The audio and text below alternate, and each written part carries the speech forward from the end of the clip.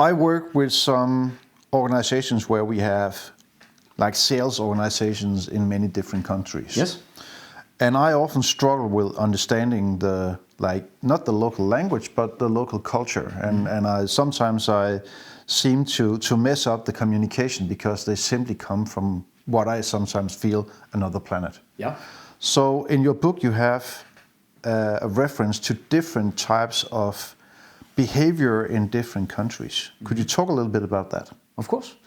So an important part of leadership context is the people composition. And in the people composition, we need to understand that in a department or in a team, we've got certain personalities, and we can have a high diversity there. We can have a clustered diversity, so mainly 2 different anchors on the personalities, or we can have a rather uniform kind of anchor on the personality. So a lot with the same disposition, dominance or conscientiousness or something like that.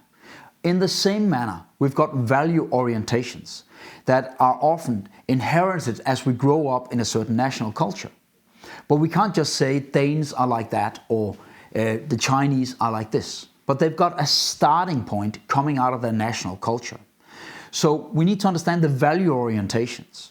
And the value orientations, we've got a lot of cross-cultural frameworks playing into that. In the book, I outline 4 of those components because they turned out in the research to be the really heavy hitters.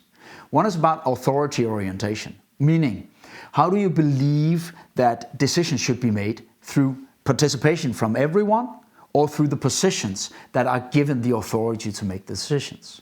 There's a difference in our time orientation. There's a difference in our orientation towards rules or relations, what matter the most. So in that manner, we've got different components playing into this.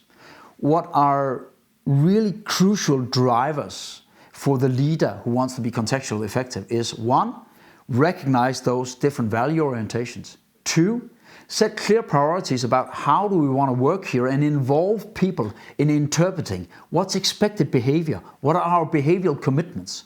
So we create the common shared way of working, not just being victim to the national culture that people carry into the context. So it is possible to shape our context. Of course, we've got different anchors that are the starting points, but it's on me as a leader to define this is the way we want to operate here and then involve people to commit and lean into that to create a shared way of working in our context.